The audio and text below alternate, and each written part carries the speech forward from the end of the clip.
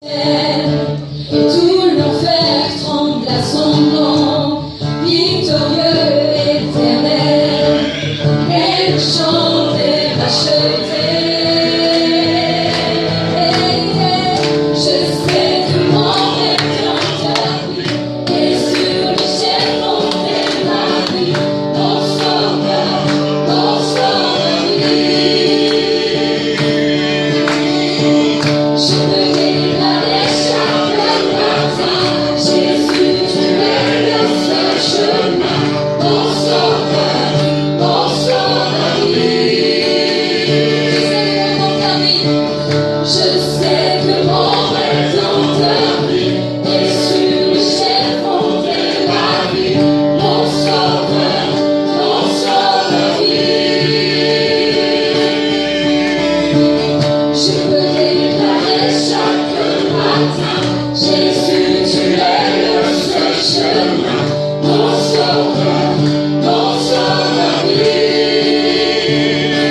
Déclarons ce matin, mon sauveur vit, mon sauveur vit, mon sauveur vit. Mon sauveur vit, mon sauveur vit, mon sauveur vit. Mon sauveur vit, mon sauveur vit, mon sauveur vit. Je sais que mon Rédempteur vit, et sur le chef fondé ma vie, mon sauveur vit. Je peux déclarer chaque matin, Jésus, tu es le seul chemin, mon sauveur vit. Je sais que mon Rédempteur vit, et sur le chef fondé ma vie, mon sauveur vit. Je peux déclarer chaque matin, Jésus, tu es le seul chemin, mon sauveur vit.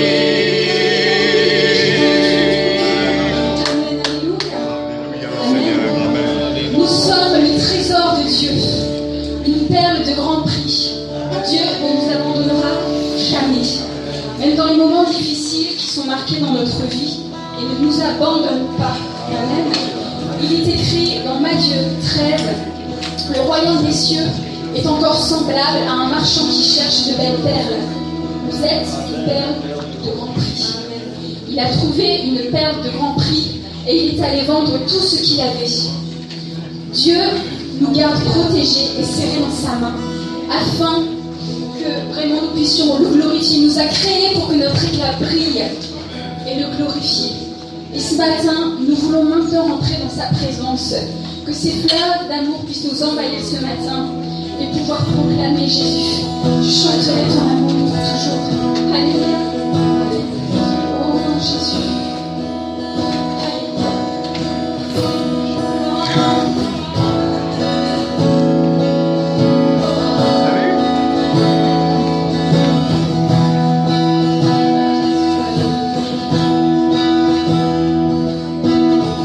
Au-delà des grands océans, tes fleuves d'amour s'étendent sur moi. Alors je t'ouvrirai mon cœur et te laisserai me bénir. Je suis heureuse de te connaître, j'élèverai mon main vers toi, et à jamais je chanterai ton grand amour. Oh Jésus.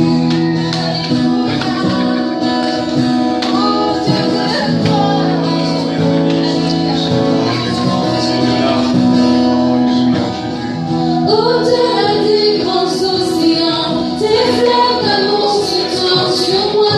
Alors je t'ouvrirai mon cœur et te laisserai me bénir. Je suis heureuse de te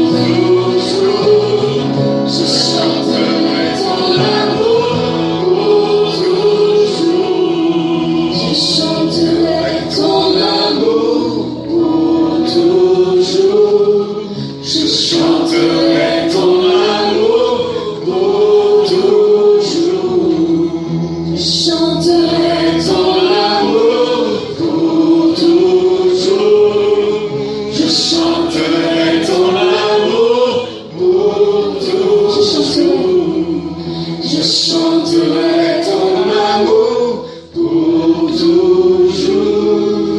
Je chanterai ton amour pour toujours. Je chanterai ton amour Prends ton cœur ce matin. je chanterai ton amour pour toujours. Amen, Seigneur, amen, amen.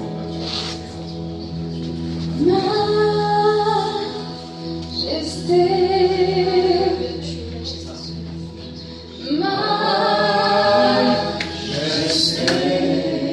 Alléluia, Seigneur.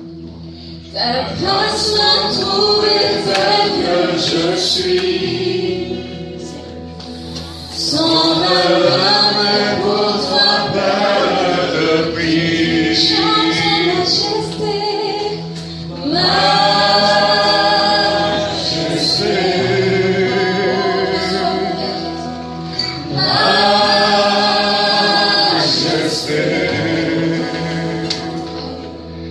ta grâce m'a trouvé tel que Je suis sans valeur, mais pour toi, Père de prix. me voici à genoux devant ta face, Libre par le temps de ta grâce.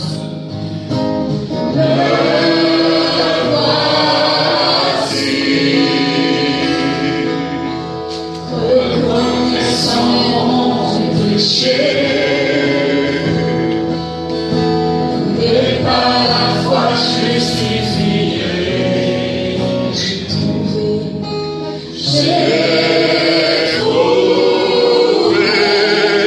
ta vie et ton amour parfait, car tu t'es Dépouillé pour te sacrifier. Chantons majesté,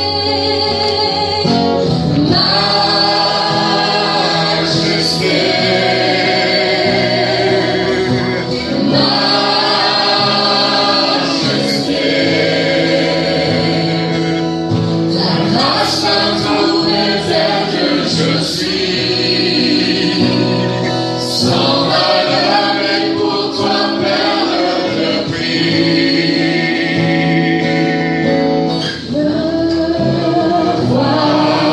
voici, Confondu devant tant d'amour, j'accorde le pardon en retour. me voici,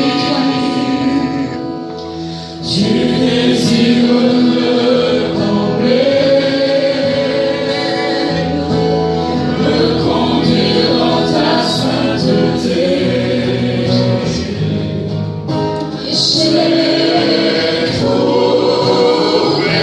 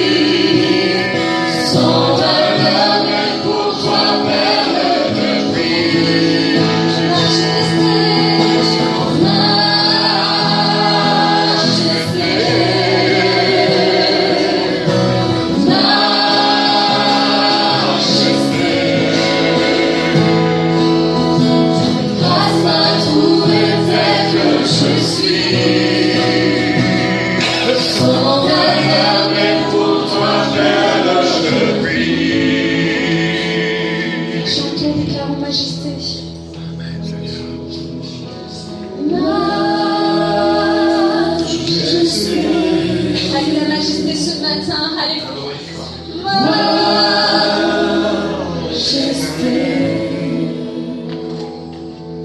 Ta grâce m'a trouvé tel que je suis. Sans valeur, mais pour toi, perle de fruits. Chante ton majesté.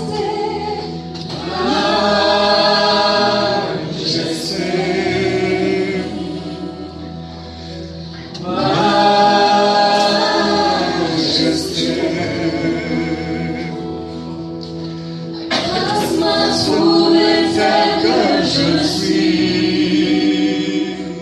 Sans valeur, mais pour toi, perle de fruits. Alléluia, Seigneur. Alléluia, toi sur la majesté ce matin, je puisse louer, célébrer, glorifier notre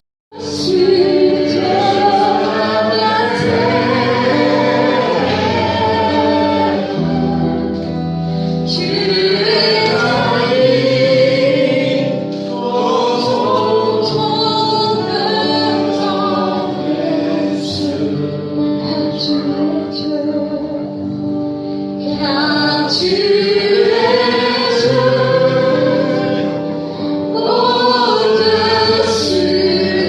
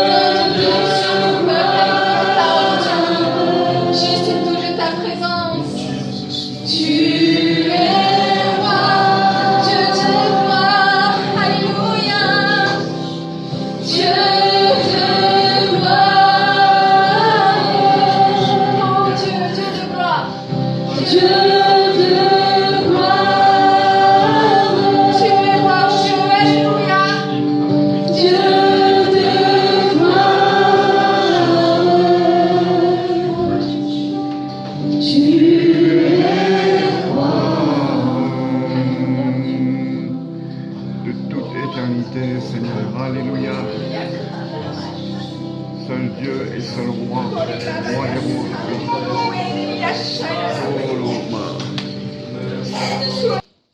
Être secrètes, qui sont silencieuses peut-être aux yeux des autres, mais que le Seigneur voit, qui est visible. Le Seigneur désire apporter une guérison ce matin, parce que c'est vrai que quand on voit quelqu'un, nous on voit souvent l'apparence, et même si des fois l'apparence ne montre pas qu'il y a une souffrance intérieure, le Seigneur lui voit ses souffrances. Alors, je ne sais pas, peut-être si vous êtes dans cette situation, ne laissez pas passer cette occasion que le Seigneur nous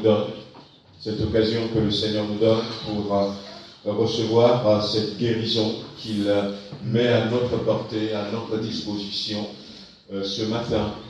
Le trône du Seigneur est là au milieu de nous. Amen. La Bible dit qu'il a quitté son ciel de gloire, il était venu vers nous alors que nous étions des pécheurs. Et maintenant que nous sommes des enfants de Dieu, rien ne l'empêche de venir vers nous quand nous sommes là. Et nous voulons croire que sa présence est là. Alors c'est vrai que des fois, par pudeur, on n'a pas envie, peut-être par honte, on n'a pas envie. Donc on se dit, je ne veux surtout pas que les gens sachent. Mais ce matin, nous sommes là dans la présence de notre Dieu. Et nous pouvons lui apporter ses souffrances. La Bible nous montre, entre autres, que lorsque nous gardons ces souffrances dans notre cœur, ça produit de l'amertume, ça produit le repli sur soi, ça produit de l'incompréhension, et à terme même, ça produit de l'incrédulité, tout simplement, de l'incrédulité. Après, on pourrait même aller jusqu'à accuser Dieu, rendre Dieu responsable. C'est comme dans l'histoire de Anne, où à un moment donné, Elkana, le mari de Anne, va dire, voilà, et va être d'accord avec ce qui se disait peut-être tout autour, Dieu t'a rendu stérile, Et des fois, quand on garde ces souffrances, eh bien, ça engendre bien des choses qui peuvent, au final même, nous affaiblir, nous refroidir dans la foi. C'est pour ça que ce matin, c'est bien d'apporter ces souffrances à Dieu. Peut-être même, on va lire dans 1 Samuel chapitre 1er, on va lire en ce qui concerne Anne. On va lire ce verset 15 où il est dit, où Anne était là, elle était là dans la prière, et puis alors qu'elle était dans la prière, Élie, le sacrificateur, va lui parler, mais elle va lui parler non pas d'une manière juste. Et au verset 15, la Bible dit, Anne répondit, « Non, mon Seigneur, je suis une femme qui souffre en mon cœur. » Une femme qui souffre dans son fort intérieur. Je suis quelqu'un qui a en moi une souffrance intérieure. Et elle va essayer de se défendre. Elle va dire, ne prends pas ta servante pour une femme pervertie, car c'est l'excès de ma douleur et de mon chagrin qui m'a fait parler jusqu'à présent. C'est l'excès de ma douleur et de mon chagrin qui m'a fait parler. Et on voit bien que Anne traversait une période difficile pour elle. Une période où elle a nourri intérieurement un ensemble de sentiments, des sentiments qui sont difficiles à porter.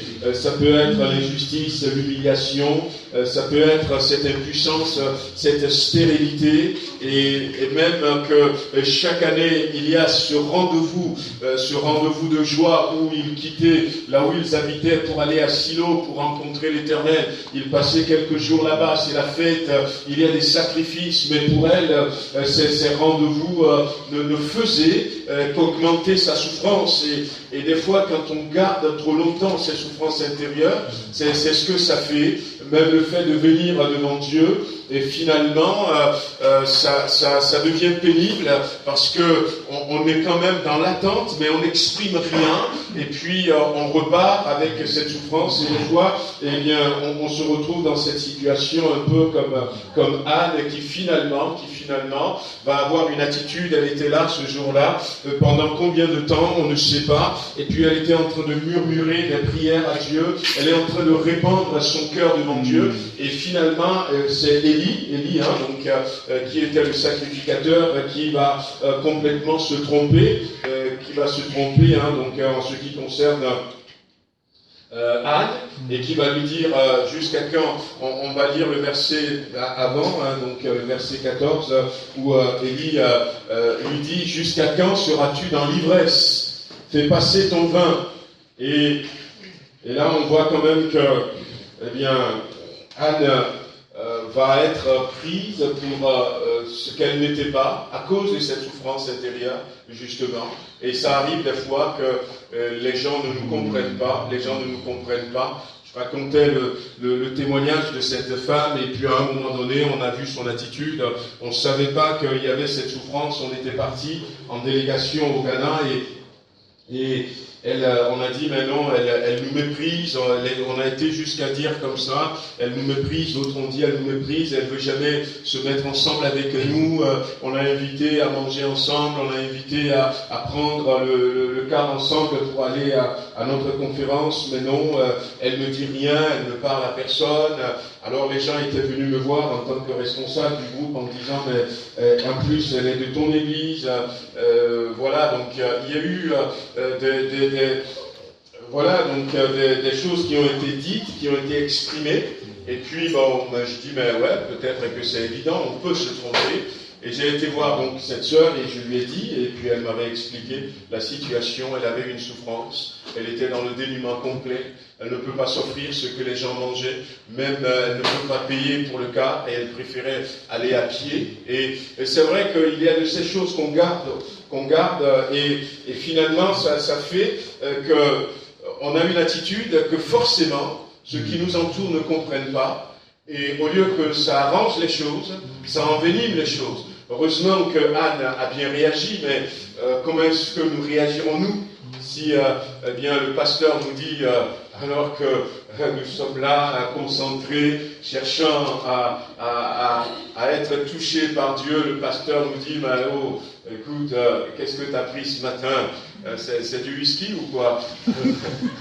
Voilà, je ne sais pas comment est-ce que nous allons réagir, mais même si on ne le dit pas directement comme ça, des fois on a toujours peut-être une attitude d'un frère, d'une sœur, de quelqu'un qui ne comprend pas, Et c'est pour ces raisons que c'est pas bien de garder ces souffrances dans le cœur, parce que ça va produire la frustration. Et on sera des hommes, des chrétiens frustrés. Voilà, donc des gens qui croient que on ne les traite pas bien, des gens qui croient à un moment donné que Dieu n'a pas le droit de se comporter de cette manière avec eux, des gens qui croient que Dieu les méprise, des gens qui croient qu'ils ont droit à une bénédiction, mais Dieu ne leur donne pas, surtout dans notre génération, où on peut revendiquer nos droits, on va se retrouver dans cette situation. Mais ce matin, je crois qu'on va prier encore une fois. Tout à l'heure, je vais inviter à nouveau nos bien-aimés. On va peut-être reprendre un autre chant, et puis on va prier. On va prier pour que le Seigneur puisse libérer quelqu'un ce matin, Donc, une sœur a demandé l'onction d'huile, Anne-Marie, donc on priera pour elle, mais on va prier pour tous ceux qui veulent, véritablement être libérés ce matin. Mais avant cela, on va voir un peu comment est-ce que Anne a été libérée. D'abord, simplement dire que on va rester sur Samuel chapitre 1er, on va lire le verset 5.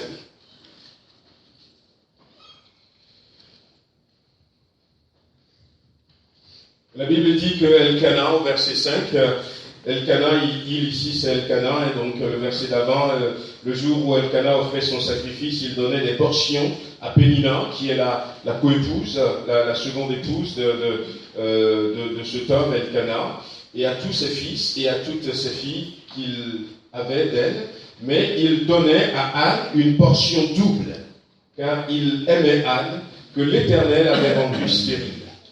Sa rivale lui prodiguait des mortifications pour la porter à sérité de ce que l'Éternel avait rendu stérile, et toutes les années, il en était ainsi.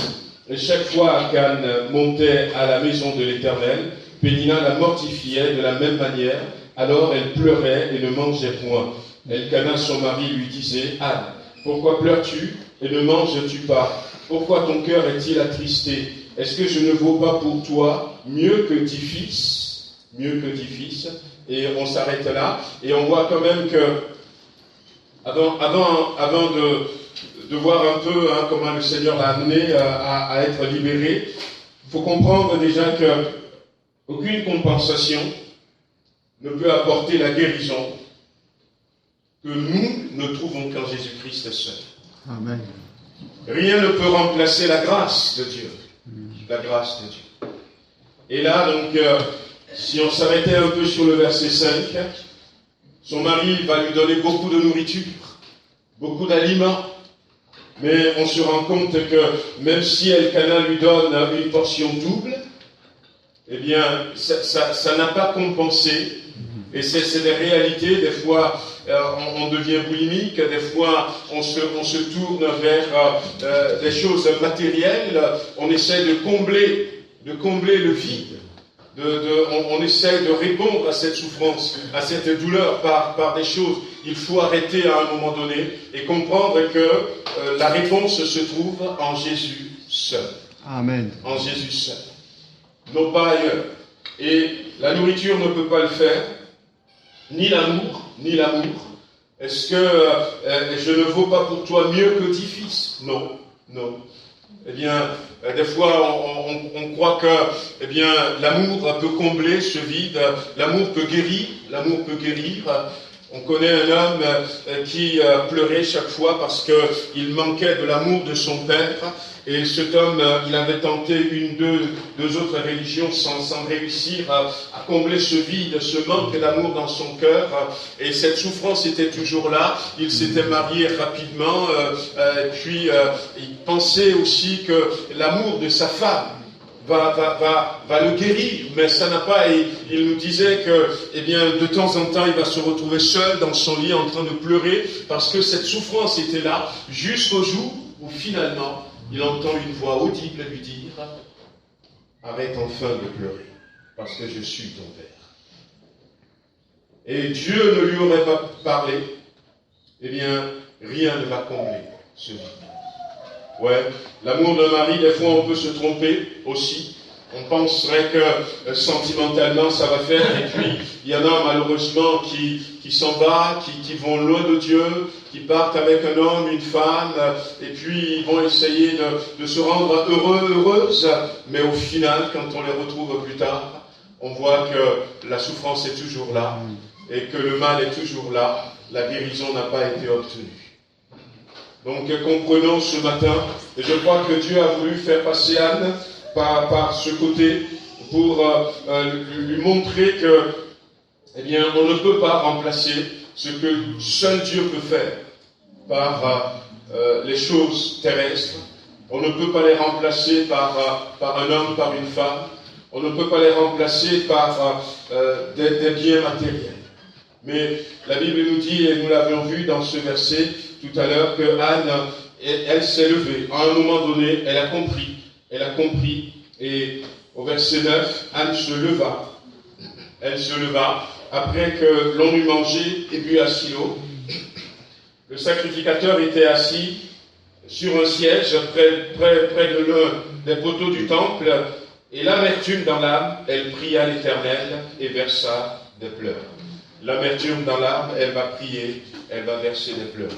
Et c'est cette prière que j'aimerais que nous fassions ce matin. La prière qui nous apporte la libération, la prière qui nous apporte la délivrance, non pas prié de la même manière que Anne, puisque nous ne savions même pas quels sont les mots qu'elle avait prononcés. Mais il est important d'admettre que, eh bien, au travers de cette prière, finalement, après des années, elle a su avoir la délivrance. Elle a su avoir la délivrance. Comprendre ce que Dieu disait à Moïse dans Exode chapitre 3, lorsque Dieu va appeler Moïse pour l'envoyer ou le renvoyer en Égypte pour la délivrance de son peuple, Dieu lui dira, j'ai vu la souffrance de mon peuple qui est en Égypte, et j'ai entendu les cris que lui font pousser ses oppresseurs. Et je connais ses douleurs. Je connais ses douleurs. Comprendre d'abord que, eh bien, il n'y a que Dieu seul. Il n'y a que Dieu seul. Il n'y a que Jésus-Christ seul. Il n'y a que Jésus-Christ seul. Je ne sais pas si je vous avais raconté ici déjà ce témoignage de mon grand frère qui était malade, asthmatique, et puis c'était arrivé, quand il faisait ses crises, c'était terrible, et on nous avait prédit qu'il ne va pas dépasser la trentaine. Et un jour, alors qu'on était seul, et il a commencé à faire ses crises, et on voit que maintenant il est fait à répétition, et puis il en avait fait une dernière crise, là, et cette crise, j'avais compris que celle-ci, elle est très grave. On n'avait pas de mutuelle, on n'avait pas de sécurité sociale. Il faut peut-être louer un taxi pour aller à l'hôpital, mais il faut payer cash au bureau des entrées, il faut payer les soins. On n'avait pas les moyens, tout ça. Et je sais qu'elle avait ses comprimés, elle avait ses trucs, elle avait pris, mais ça ne faisait plus rien. Et alors, je l'ai amené ce mardi, je l'ai amené à l'église.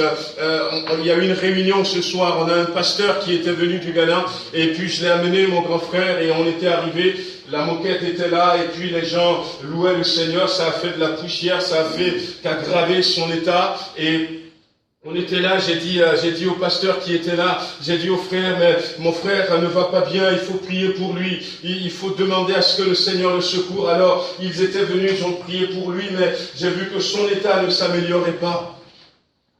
Et puis finalement, on était rentré à la maison, il y avait cette sœur qui m'avait suivi, et puis elle nous a aidés, elle m'a aidé à le porter, on l'a amené à la maison, il était là et on a prié, on a beau prier. Mais son état ne s'améliorait pas. La crise était là et je l'ai laissé seul dans la chambre et moi j'étais resté au salon, j'étais couché par terre, j'arrivais pas à dormir. La sœur était aussi dans la chambre et sur mon lit et veillait sur lui.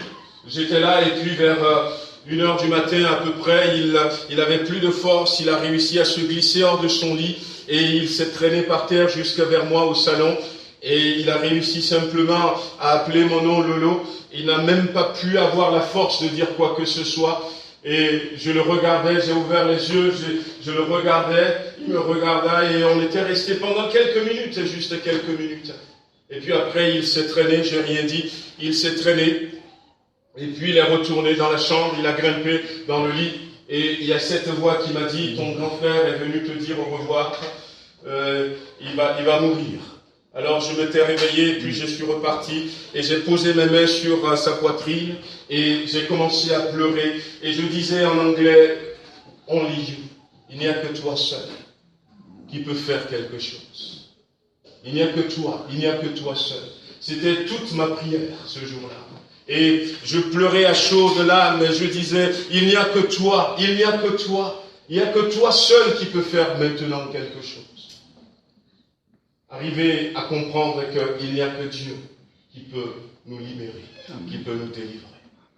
Et ce soir-là, Dieu va intervenir. Non seulement mon frère n'était pas décédé, mais il a été à jamais guéri. Alléluia. Il a été à jamais guéri. Ce n'est pas moi qui l'ai fait, mais c'est Dieu qui l'a fait. Amen. Il a été à jamais guéri de son asthme. Et il a fait mentir, Dieu a fait mentir le pronostic des médecins. Anne va finalement comprendre qu'il n'y a que Dieu seul.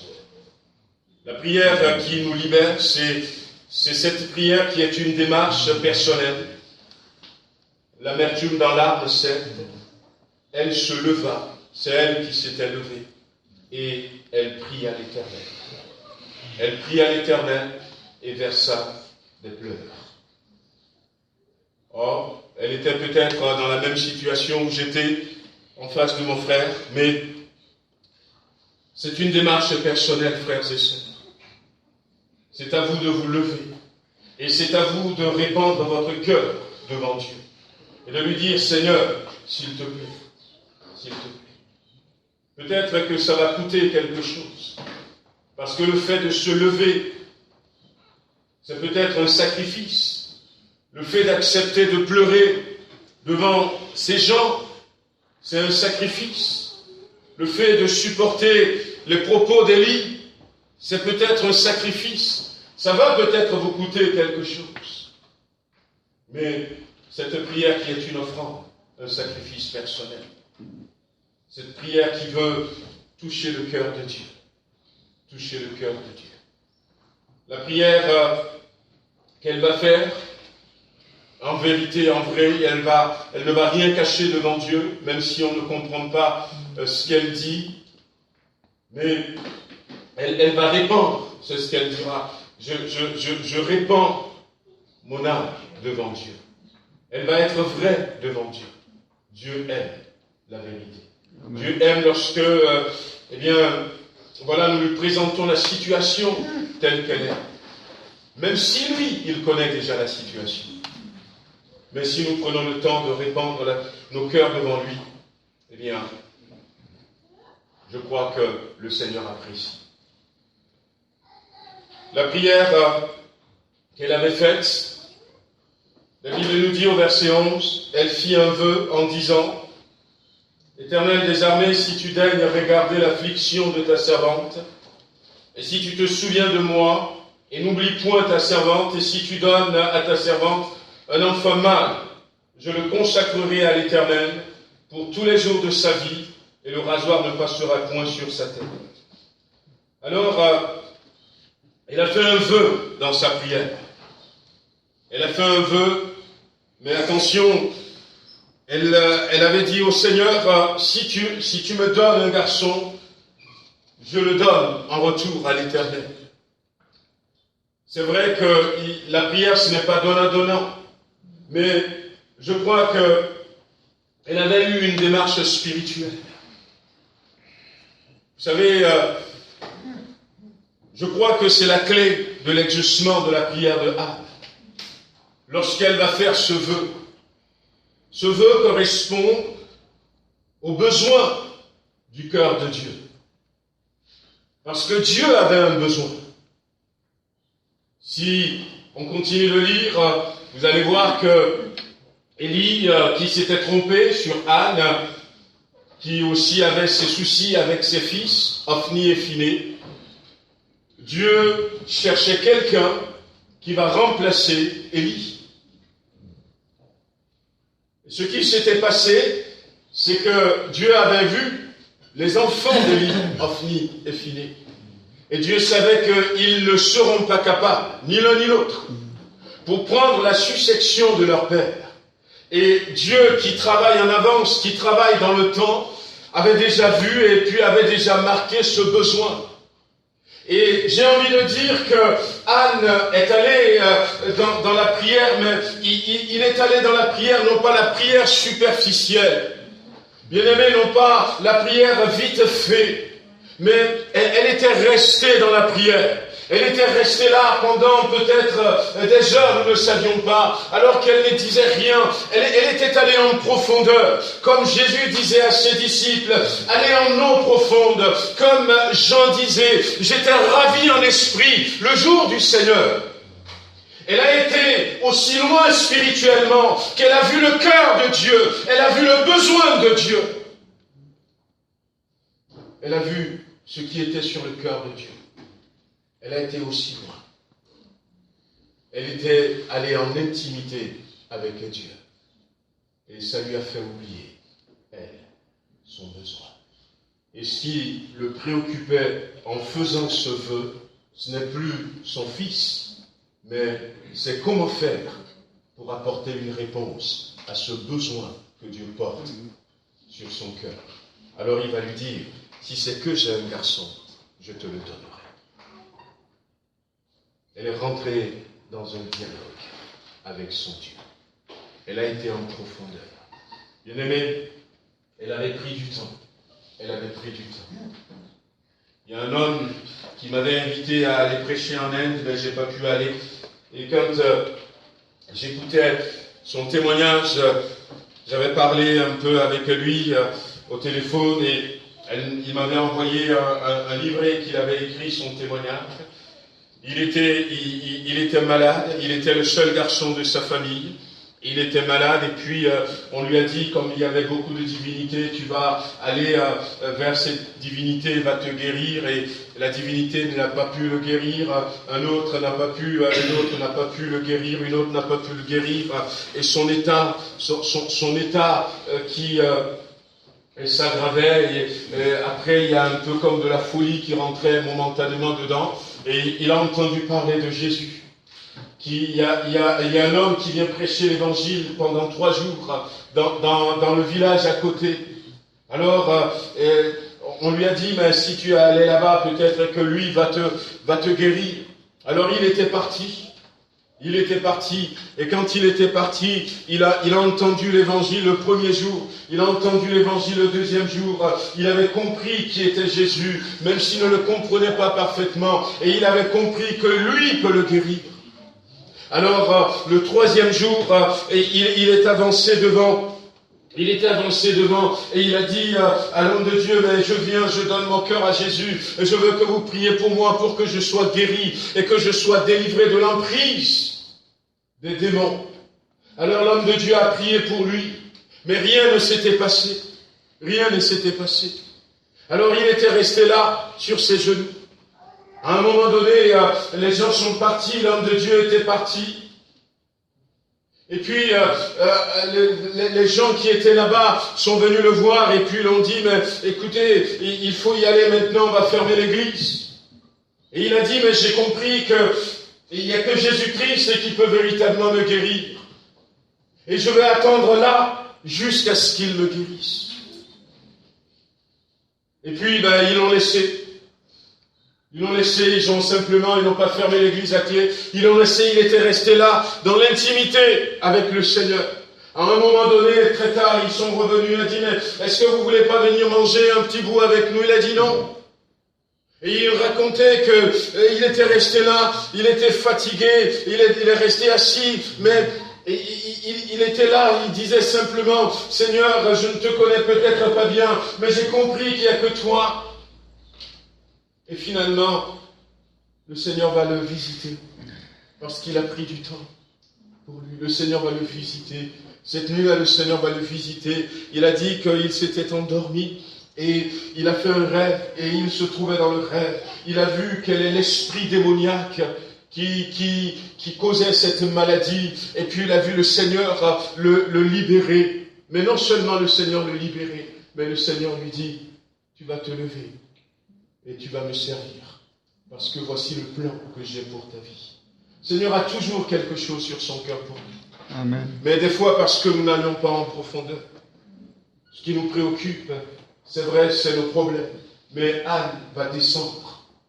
Elle va descendre tellement en profondeur, dans l'intimité, que finalement, elle va voir le cœur de Dieu. Le cœur de Dieu. Bien-aimé, je crois que c'est la clé de sa délivrance. Amen. C'est la clé de sa délivrance. Et quand elle a rencontré le Seigneur, quand elle a vu cela, eh bien, la seule chose qu'elle va dire, et je le dis avec mes mots, oh Seigneur, si c'est que j'ai un garçon, je te le donnerai. Je te le donnerai. Elle a oublié. Elle n'a pas dit, ben, Seigneur, tu vois, je viens ici pour te demander pourquoi tu m'as rendu stérile. Pourquoi je n'ai pas d'enfant. Si j'ai un garçon, je te le donnerai. Toute sa vie, tu pourras l'utiliser comme tu voudras. La prière qui va en profondeur. Mais la prière qui demande, c'est la prière qui demande du temps. C'est la prière qui demande de la persévérance. Parce qu'elle était restée là. Elle était restée là. La Bible dit, comme elle restait longtemps en prière devant l'Éternel, Élie observa sa bouche. Oui. Et il y a une différence entre faire une prière. Il y a une différence entre faire des prières et se tenir dans la prière. Se tenir dans la prière. Ouais. C'est différent. On peut prier vite fait, comme je dis, mais on a besoin du temps, de la persévérance. En disant, écoute, aujourd'hui, je veux me tenir dans la prière. Ce n'est pas prendre 5 minutes. Non, je veux me tenir dans la prière. Habakkuk disait, je vais veiller, je vais rester à mon poste. Je vais attendre pour voir ce que Dieu va me dire. La prière qui est une démarche de cœur. Et je crois que quand on est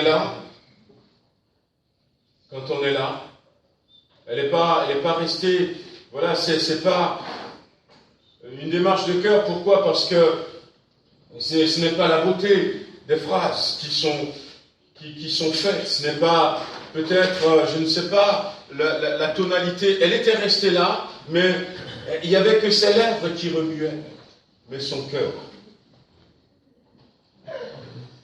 cœur était tourné vers Dieu. La prière qui ne se limite pas simplement à ce que nous disons, à ce qui sort de notre bouche, mais la prière qui vient de là. Amen. Que ça s'entend ou pas, la prière qui vient. Et c'est cette prière. Vous savez, quand on prie comme ça, quand on va aussi en profondeur comme ça, on voit tout de suite le résultat. Parce que quand on va là, quand on prie comme ça, quand on reste dans la prière comme ça, on voit l'effet tout de suite. Jusqu'à quand seras-tu dans l'ivresse? Fais passer ton temps. Et la réaction de Anne est surprenante. Quand on va en profondeur, eh bien, les choses de la terre n'ont plus aucune signification. Comme cette femme cananéenne à qui Jésus a dit il n'est pas bon de donner la nourriture des enfants aux petits chiens. La réaction était différente quand on va en contact avec le Seigneur. Anne répondit simplement non, mon Seigneur, je suis une femme qui souffre. La prière qui change celui qui a prié. Voilà. La Bible dit que ta servante trouve grâce à tes yeux. C'est Anne qui s'adresse comme ça à Élie. Et cette femme s'en alla. Elle mangea. Son visage ne fut plus le même. La prière, c'est là où la foi intervient. On n'a pas encore reçu, mais on sait que Dieu a entendu. Et que forcément, il agira. Amen. Alors on ne reste plus dans cette même situation. Et on trouve plutôt la force pour retourner à ce que nous faisons. Et elle a été bénie. La Bible dit qu'elle est retournée avec son mari, avec sa coépouse. À ce moment-là, la coépouse pourrait même prendre une aiguille et puis la piquer, ça ne lui fera plus rien. Elle est retournée à ses occupations. Elle a eu un garçon. Elle a donné le nom de Samuel. Et quand l'enfant a été sevré, elle a apporté à la maison de l'Éternel. Sauf que Dieu lui a donné d'autres enfants. Beaucoup d'autres enfants. Lorsque on arrive jusque-là, dans la prière, non seulement on est libéré, mais on devient utile. Dieu se sert de ce que nous avions vécu, de ce que nous traversons, pour bénir d'autres personnes. Dieu nous amène dans l'abondance. J'aimerais que nous puissions prier encore ce matin. Je vais donc inviter nos bien-aimés à revenir. Ce n'est pas quel cantique on va prendre. Et puis après, je vais demander à Anne-Marie de venir. Et puis si quelqu'un a envie de venir, si vous avez envie de vous tenir debout. Mais prenons ce temps, frères et sœurs. Ce matin, Dieu a voulu que ça se passe comme ça. Ce n'est pas moi qui ai décidé. Mais Dieu a voulu t'apporter une libération ce matin, une délivrance ce matin. Et alors, ne reste pas spectateur, mais plonge Tu peux fermer les yeux, tu peux lever les mains, tu peux rester assis si tu le veux, tu peux te mettre à genoux, mais plonge. Et puis tu dis, Seigneur, ce matin, eh bien, guéris-moi, libère-moi, fais-moi voir ton cœur. Voilà, on va laisser les sœurs chanter quelques minutes, et puis après, je vais vous inviter à prier, à venir pour ceux qui le veulent.